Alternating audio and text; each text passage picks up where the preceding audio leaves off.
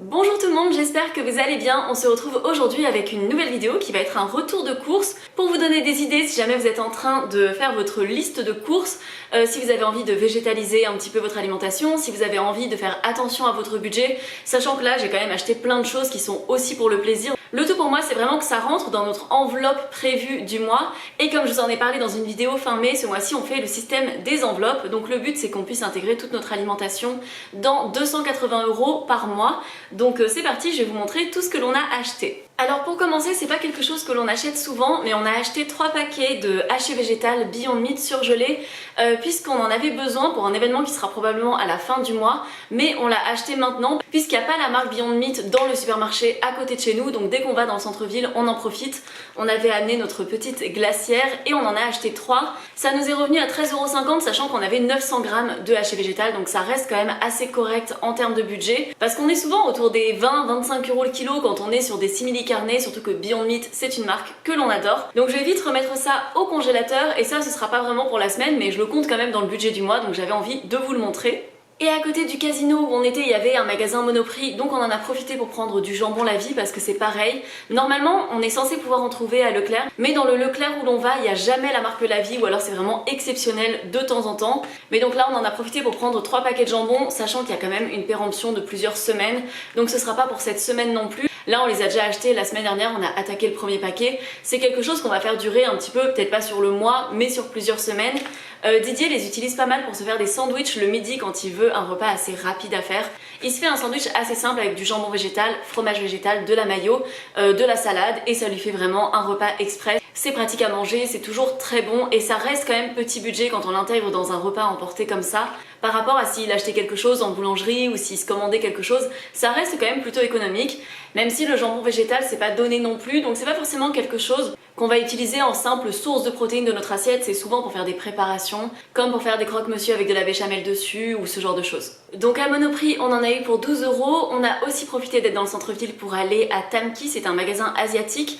C'est pas aussi économique que les gros magasins asiatiques comme Paris Store par exemple, qu'on adore en termes de budget, mais en termes d'organisation pour y aller, c'est jamais très pratique. Donc le tofu est un peu plus cher à Tamki, il est à 2,40 € alors qu'il me semble qu'à Paris Store, il est à 1,96 € ou 2 €, enfin peut-être qu'il a augmenté depuis, mais ça fait quand même une différence d'environ 40 centimes par paquet. Malgré tout, même en achetant 5 paquets, ça nous fait une différence de 2 €, mais pour le temps gagné par rapport au fait d'aller à Paris Store, c'était intéressant. Donc comme je viens de le dire, on a acheté 5 paquets, ça nous est donc revenu à 12 €, sachant qu'ils vont jusqu'au 8 juillet. Donc on a bien un mois devant nous pour les consommer, on peut même dépasser un petit peu. Ça nous fait une source de protéines vraiment facile, efficace, délicieuse. Nous on adore le tofu traditionnel. Je pense que vous le savez si vous connaissez ma chaîne, c'est vraiment un excellent moyen de faire le plein de fer, de calcium, de protéines, enfin on l'adore. Et il est vraiment extrêmement économique, même vendu un peu plus cher, à 2,40 €, ça revient à 4,80 € le kilo de tofu.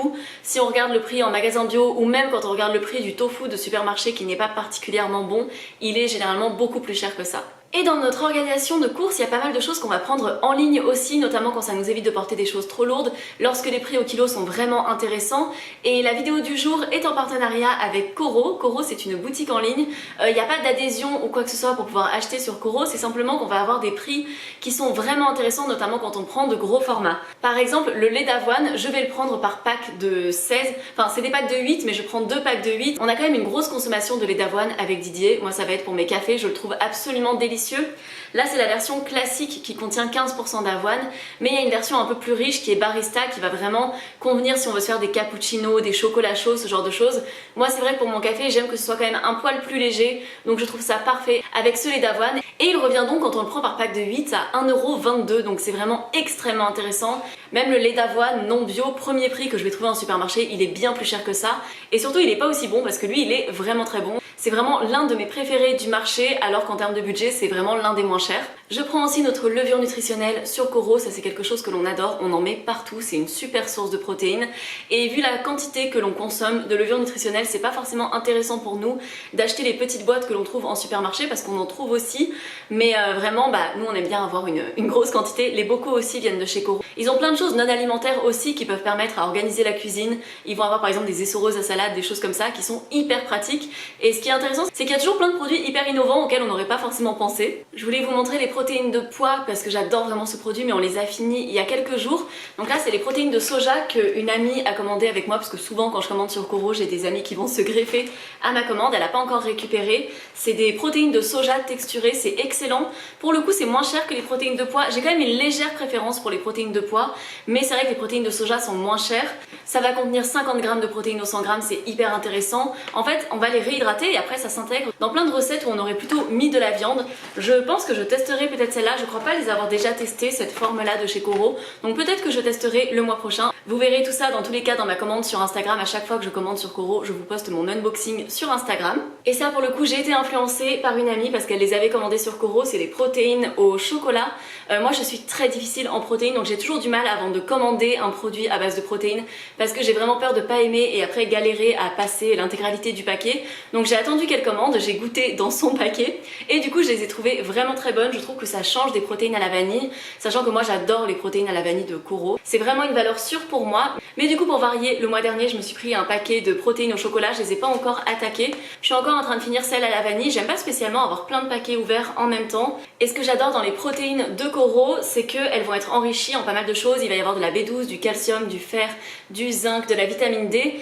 Et par exemple, avec une scoop, vous avez 50% de vos apports dans toutes ces catégories-là, en plus d'avoir 23 grammes de protéines pour une cuillère de 30 grammes. Donc vraiment, c'est très intéressant. Si jamais vous avez envie de passer commande sur Coro, n'hésitez pas à utiliser mon code MUR5 qui vous donne 5% de réduction sur votre commande. On va pouvoir passer à la suite de l'unboxing.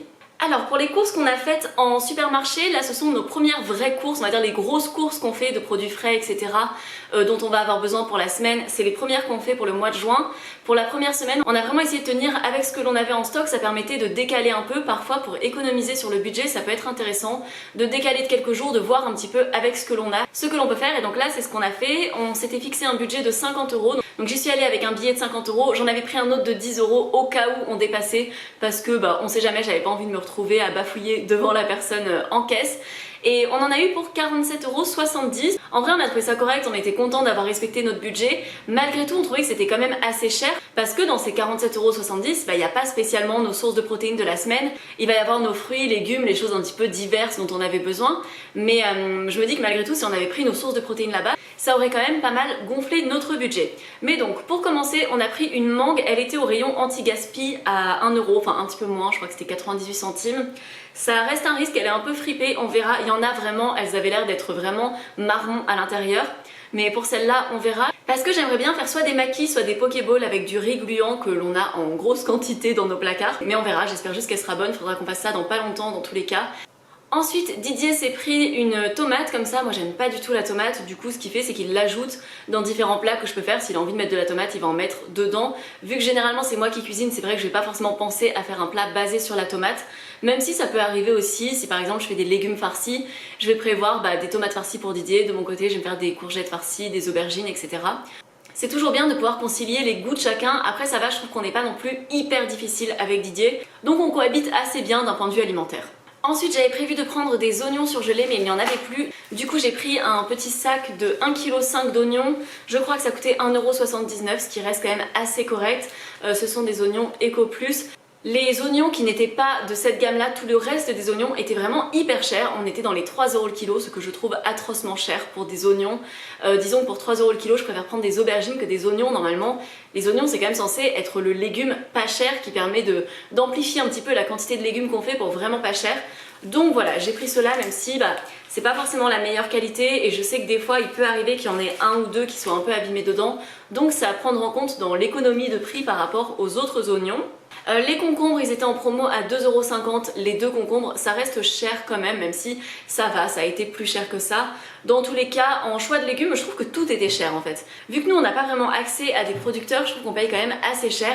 On avait testé le panier d'AMAP qui était pas loin de chez nous mais il coûtait plus de 20 € et il était vraiment pas intéressant pour la quantité qu'on avait eu. Enfin, même en termes d'organisation c'était pas forcément pratique pour nous, donc malheureusement on est revenu à acheter nos légumes en supermarché. Même si honnêtement j'adorerais qu'on ait un stand de producteurs pour pouvoir acheter nos légumes là-bas, mais ce n'est pas le cas pour le moment, donc on fait avec ce que l'on peut.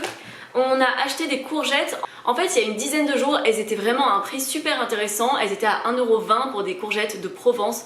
Donc vraiment, on en avait pris un énorme stock, on en a beaucoup mangé. Du coup là, on s'est un peu calmé. Bon, de toute façon, le prix avait réaugmenté. Elles étaient à 2 € et quelques, je sais plus exactement combien. Mais dans tous les cas, vu qu'on en a beaucoup mangé dernièrement, on en a moins pris parce que à un moment, on avait envie de changer aussi. Ensuite, j'ai pris des aubergines, elles étaient enfin à un prix plutôt raisonnable, donc ça s'intégrait d'en prendre dans notre budget. Ce sera pour faire probablement de la pizza à l'aubergine, vraiment on trouve ça trop bon, on en a fait dernièrement, c'était excellent. On fait d'abord rôtir en tranches les aubergines au four. On les utilise pour une autre recette, comme un gratin d'aubergine ou n'importe quoi, pour accompagner du riz, du tofu ou des pâtes, enfin peu importe. Et après on en garde et le lendemain quand on fait nos pizzas, on ajoute avant la cuisson des tranches d'aubergine dessus et c'est tellement bon. Même Didier qui n'est pas forcément un giga fan d'aubergine trouve ça excellent. Ensuite on a pris des champignons blancs comme ça, on en a pris 5. Je pense que pour ça j'ai quand même été influencée par le fait de faire le système des enveloppes parce que j'avais pas envie de dépasser mon billet de 50 €. Donc ça fait qu'au lieu de prendre les champignons bruns que j'aime bien prendre d'habitude mais qui sont quand même 2 fois plus chers au kilo que les champignons blancs, on s'est dirigé vers les champignons blancs. Bon dans tous les cas ça veut pas dire qu'on fera ça tout le mois, on adore les champignons bruns aussi donc on se redirigera vers eux probablement bientôt. Mais c'est vrai que c'est bon aussi les champignons blancs, ça passe très bien que ce soit en salade ou que ce soit dans n'importe quelle préparation, du riz frit etc, c'est très très bon. Ensuite j'ai pris des carottes, ça j'en prends tout le temps, toute l'année, c'est toujours un légume pas cher à intégrer dans plein de recettes. J'ai pris des salades, je prends les salades comme ça, les sucrines en sachet, je sais que c'est pas terrible au niveau de l'emballage. Mais vraiment c'est vrai qu'on a commencé à prendre ça à un moment parce que les salades à l'unité étaient quand même assez chères. Et on trouve ça finalement quand même très très pratique d'un point de vue charge mentale, mais aussi pour le fait qu'elles se gardent quand même assez longtemps, même quand on saute une semaine en termes de courses, souvent les salades vont tenir plus d'une semaine, donc on trouve ça vraiment extrêmement pratique, même si on sait très bien que c'est pas l'idéal d'un point de vue emballage. Ensuite j'ai un peu craqué, j'ai pris des kiwi gold, ils étaient beaucoup moins chers que le prix auquel ils étaient dernièrement, ils étaient presque tout le temps à 4 €, 5 € la barquette de 4 fruits, sachant que là c'était 2,45 €, donc je trouvais que c'était vraiment intéressant. Après je trouve ça quand même hyper dommage qu'on fasse importer des kiwi gold de Nouvelle-Zélande alors qu'apparemment les kiwi gold poussent très bien chez nous aussi. Dans tous les cas, même les kiwis verts actuellement étaient importés de Nouvelle-Zélande aussi. Alors je sais que c'est pas particulièrement la saison du kiwi, mais j'en ai pas beaucoup mangé cet hiver parce qu'ils étaient quand même hyper chers à chaque fois. Même ceux qui étaient de France, même au moment où c'était vraiment la parfaite saison, ils étaient presque à 1 € le kiwi. Je trouvais que c'était vraiment très cher. Et même globalement, je trouve qu'en ce moment, les fruits qui sont de saison sont hyper chers. Il y avait pratiquement que des choses qui venaient d'Espagne et dans les fruits qui étaient locaux de France, il y avait les fraises ou les cerises, mais qui du coup étaient quand même à un prix assez élevé. Donc c'est vrai que c'est compliqué quand on veut quand même essayer d'intégrer des fruits dans son alimentation, qu'on veut pas non plus faire exploser son budget, ça oblige parfois à faire quelques choix. Didier a pris une citron pour faire une citronnade, c'est un truc qu'il aime bien faire de temps en temps quand on rentre du tennis. Il presse un citron, il ajoute de l'eau, un peu de sucre et ça fait une boisson qui est très sympa, bien rafraîchissante après le tennis. J'ai acheté des bananes, que ce soit pour les manger comme ça, mais je les utilise aussi pas mal pour mes smoothies, puisque moi j'aime pas prendre des protéines seules avec de l'eau par exemple, c'est pas quelque chose que j'aime beaucoup. Généralement je mets une banane, du lait de soja ou du lait d'avoine, ça dépend, et j'ajoute une demi-scoop de protéines et ça me fait quelque chose que je trouve très très bon. Et là quand j'ai goûté avec la version cacao, vraiment ça donnait un goût de milkshake banane chocolat, c'était excellent. Ensuite, Didier s'est pris des biscuits pour le travail qu'il emmène généralement pour se faire un goûter quand il a faim dans l'après-midi. Ceux-ci sont bien véganes, donc ce sont des biscuits nappés chocolat noir. Je pense qu'on les achète assez régulièrement, ils sont vraiment excellents. Si vous cherchez des biscuits véganes en supermarché, ceux de Leclerc comme ça sont véganes. Il me semble qu'à Auchan, ils en ont des véganes aussi, qui sont pas exactement les mêmes, ils sont moins compacts je trouve. Je trouve qu'ils se tiennent un peu moins bien pour ceux d'Auchan, mais ils sont bons quand même.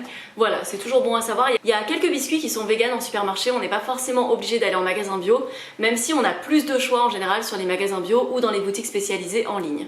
J'ai acheté du chocolat pâtissier, j'avais envie de faire des crèmes au tofu soyeux chocolat noir avec un peu de lait de coco, c'est une recette qui tourne énormément sur les réseaux sociaux en ce moment. En fait on peut faire très facilement une crème qui se tient très bien comme ça, un peu façon mousse au chocolat.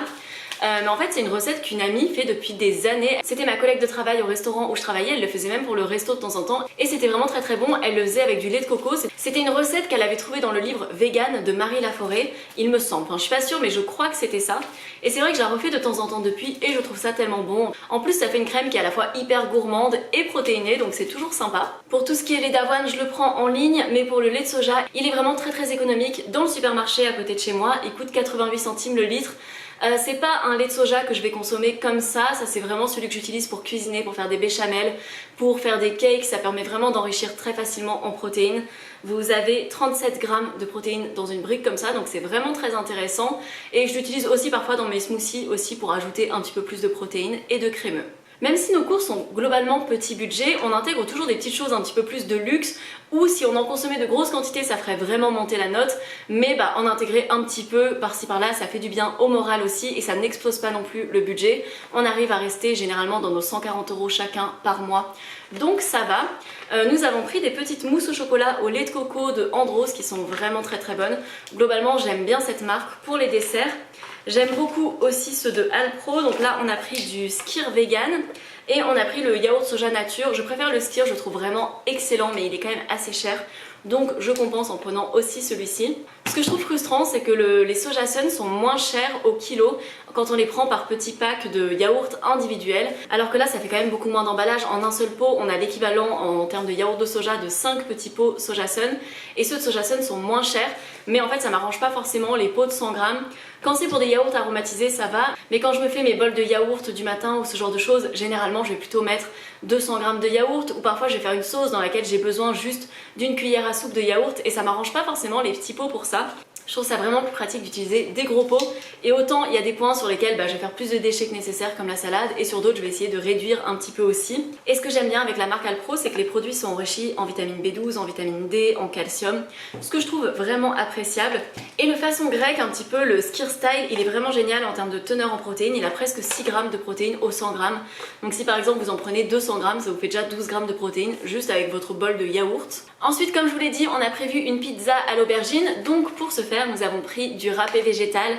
On a pris celui de Nourish, ils ont changé leur recette et vraiment il est excellent.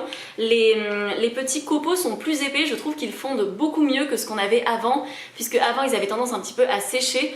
Là je les trouve vraiment parfaits, donc je suis fan de cette version là.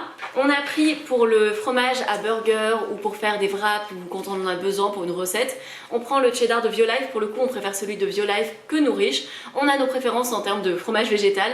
N'hésitez pas à tester différentes marques. D'ailleurs si vous avez déjà goûté du fromage végétal que vous n'avez pas aimé, il y a plein de types différents.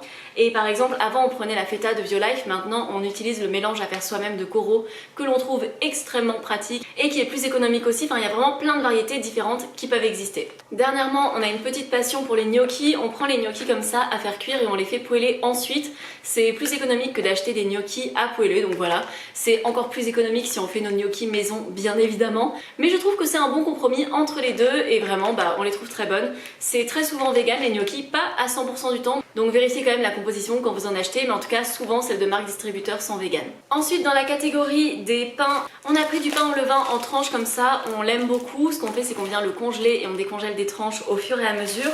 On a aussi pris du pain de mie aux graines, enfin aux céréales, ça on l'aime bien pour faire les sandwichs du travail de Didier, pour faire des croque-monsieur. Ou parfois c'est pratique quand on n'a plus de pain au congèle aussi, enfin, l'avantage c'est que ça se garde quand même assez longtemps. Et vu que dernièrement parfois on a tendance à pas mal repousser les dates entre nos courses, ça peut être pratique. Et on a pris des pains à burger puisqu'on utilisera probablement un de nos paquets de Beyond Meat pour faire des burgers. Ça se garde encore plus de 1 mois donc clairement on a le temps, ce sera pas forcément pour le menu de cette semaine mais on en a si besoin. Les pains à burger c'est pas forcément vegan, vérifiez la composition, dès qu'ils sont briochés souvent c'est pas vegan. Donc voilà, faut juste faire un petit peu attention sur ça. Après, Didier a pris du Cruesli au chocolat noir, il l'a goûté chez ses parents, il l'a vraiment adoré. Il y en avait un avant qu'il prenait à Lidl qui était hyper bon mais qui n'est plus vegan. Vraiment je sais pas ce qu'ils ont Lidl, il y a plusieurs produits comme ça où ils ont décidé d'ajouter 1% de lait dans la composition. Je sais pas pourquoi, c'est dommage mais du coup on se rabat sur les versions vegan que l'on trouve. Et apparemment ceux-là sont vraiment très bons avec une petite pointe de sel dedans, ce qui donne un goût qui plaît énormément à Didier. Je les ai pas encore goûtés donc on verra ce que j'en pense de mon côté. Et ensuite on a pris un Monster, donc ça c'est pas forcément ce que je vous recommanderais pour la santé parce que évidemment c'est plein de sucre, d'additifs, de produits chimiques etc. Mais on aime bien une fois de temps en temps. Là c'est prévu pour un retour de match puisque Didier a un match dimanche. Moi ce jour-là je jouerai aussi mais pas en match. Et en rentrant de temps en temps après un gros effort on aime bien avoir ce shot de sucre comme ça et de caféine et d'énergie et de plein de choses pas bonnes du tout dedans. Mais ça fait du bien au moral et c'est important aussi. La clé de tout c'est l'équilibre, la modération, le plaisir c'est important aussi. Il n'y a pas que l'équilibre alimentaire qui compte. Enfin dans l'équilibre ça peut intégrer de temps en temps de consommer des choses qui sont pas parfaites pour la santé. Même si bien évidemment il n'est pas recommandé de consommer des sodas tous les jours. J'avais oublié de vous le montrer, mais on a aussi pris de la sauce soja sucrée pour nos Pokéballs ou nos maquis, on n'a pas encore décidé. Celle-ci coûtait dans les 1€, sachant qu'au début on avait prévu d'en prendre une autre, elle coûtait quand même dans les 4,80€. Il y avait une grosse différence de prix, même si on avait un petit peu moins dans celle-là, ça revenait quand même beaucoup moins cher au litre. Du coup, pour ceux qui ont suivi un petit peu mon système des enveloppes en ma vidéo sur ce que j'avais prévu de faire au niveau des enveloppes budgétaires au mois de juin, j'aimerais que ces courses-là nous tiennent pour un petit peu plus qu'une semaine. L'idéal, ce serait que ça nous tienne au moins jusqu'au 15 juin. Comme ça, pour la première moitié du mois, on aura utilisé 88€ de notre enveloppe, sachant qu'on s'était prévu 199€, ça veut dire qu'il nous restera à peu près 111€, quelque chose comme ça pour la deuxième moitié du mois. Et donc normalement, on devrait largement rentrer dans notre budget, enfin en tout cas, on va toucher du bois, on va espérer que ça se passe bien comme ça. Dans tous les cas, je vous ferai un retour à la fin du mois ou au début du mois prochain pour vous dire comment ça s'est passé pour nous, pour le système des enveloppes. Il y a eu quand même quelques petits imprévus, quelques couacs dont il faudra que je vous parle, parce que c'est pas forcément évident en termes d'organisation quand on n'a pas du tout l'habitude de fonctionner comme ça. Donc je vous ferai un petit débrief sur tout ça parce que je trouve ça quand même assez intéressant comme expérience. Donc c'est tout pour mon retour de course d'aujourd'hui, j'espère vraiment que la vidéo aura pu vous plaire. Merci encore à Coro d'en avoir sponsorisé une partie. N'hésitez pas à aller voir en barre d'infos pour voir le code promo, etc. Si vous avez envie de soutenir mon travail, vous pouvez mettre un like sur la vidéo ou un commentaire, ça fait toujours du bien à mon référencement.